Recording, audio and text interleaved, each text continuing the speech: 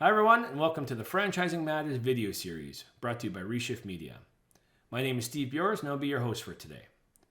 Today's topic is to talk about the trends that we're seeing in the fourth quarter of 2023, going into the first quarter of 2024 regarding franchise development. So we'll be talking about the trends in terms of volume and the trends in terms of cost and just general franchisee acquisition. So with that, let's jump right in.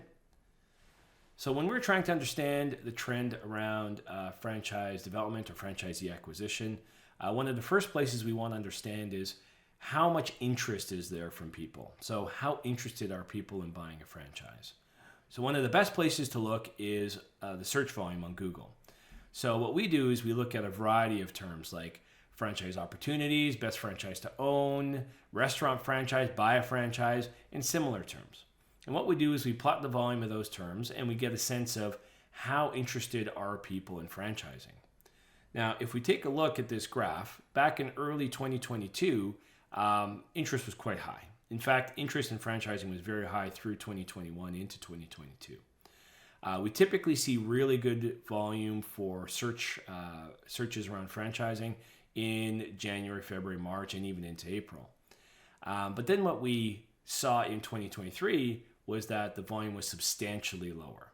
So if you look at the trend, we're actually seeing a 10% decrease in interest in 2023 versus 2022. So there's a few things coming around that. One of which is obviously the economy in 2022 during summer wasn't as strong as previous years. And in fact, right around April, May is when we started to see increases in interest rates, worries about the economy, and other factors which dampened people's interest in franchising. Now, it is very common for us to see a significant decrease in search volume around May. And you can see both in 2022 and 2023, there was quite a drop in search interest right at the beginning of May. That part's quite normal, but what we saw through 2022 was that interest remained fairly low. And that was dampened again by concerns about the economy, interest rates, etc. And if we look at that decline in May of 2022 to 2023, it's actually a decline of 9% year over year. So basically what we're seeing is interest fell mid-year of 2022 and it remained fairly low. We got our normal bump at the start of the year that we always see, but it was 10% lower than the previous year. And then into the summer, we kind of remained at that 10% below normal. Now, what is interesting is through the summer, it's very typical for the volume of franchise inquiries to stay pretty steady with some degree of volatility, as you can see. But we saw something a little different this year. If you look here at the start of July, we see a pretty big spike in interest, and you can see a general upward trend through the summer. That actually, the first week of July, was the first time we saw 2023's interest little higher than 2022. It was 4% higher. And then into the fall, we saw a pretty steady increase in interest. So search volume increased. I can tell you we at Reshift Media saw a big increase in the number of inquiries coming into our clients. And what's really interesting is if you look at October of 2023, it's actually 20% higher than 2022. So it's very normal for us to see an increase in search volume and general inquiries around franchising in October and November. It usually goes down quite a bit in December due to the holidays, but October and November are usually higher months. We didn't really see that in 2022, but in 2023, we are seeing a really nice bounce back. So the general trend we're seeing is that depression that occurred mid-2022 is starting to alleviate, and we're starting to see some growth in the back half of 2023. So if we start to look at the cost of franchisee acquisition, we're looking at this from a digital perspective. What you see on the graph here is the average cost per click.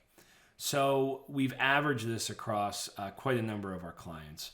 So different industries have different costs. So some industries, the cost per click might be around $2, and that could be on Google or Facebook or Instagram or LinkedIn or whatever platform you're using. Other industries where it's more competitive, maybe where the buy-in is higher to buy a franchise, that cost can be much higher, $7, $8, $9, even $10. So what we've done here is we've averaged this across a whole variety of industries to give us just a general trend. And the trend that we're seeing here, which is very typical actually, is early in 2023, January, we saw an uptick in the cost per click. That's really normal because the cost per click, regardless of the platform you're using, is generally determined based on supply and demand. So we know that there's more demand in January because a lot of franchise systems advertise very heavily in January, February, March, April, because those are peak months. So it's quite normal for us to see a peak in cost per click. And then, as you recall, there was quite a decline in search volume going into May. So what we saw was a corresponding increase in cost per click, peaking in May. So again, that's because now you have a demand by franchisors to reach these people, to try and convert them into leads.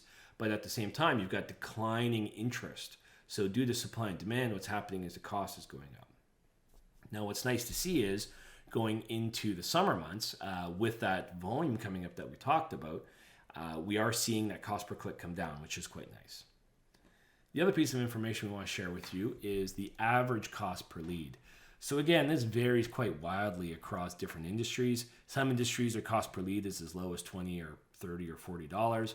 Some industries, it can be as high as $500, $600, $700.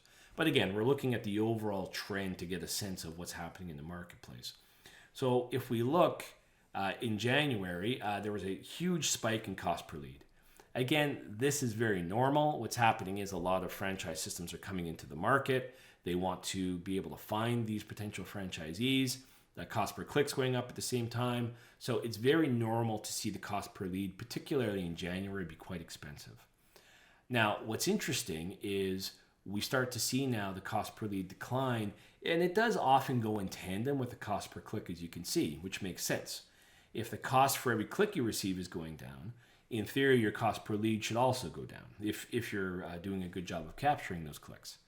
So we are seeing that decline, but what's quite interesting is we saw the cost per lead start to decline a little earlier than the cost per click. So the cost per click went down in May or it spiked in May and then went down thereafter, because that's where we saw that spike or that decline in volume and then that nice growth in volume. It happened a little earlier on the cost per lead. And what's really interesting is if you look at the gap in October, so the difference between your cost per click and your cost per lead in October of this year versus last year, it's much wider. So what this indicates is that for every click you're getting, your number of leads have increased because your overall cost per lead is going down.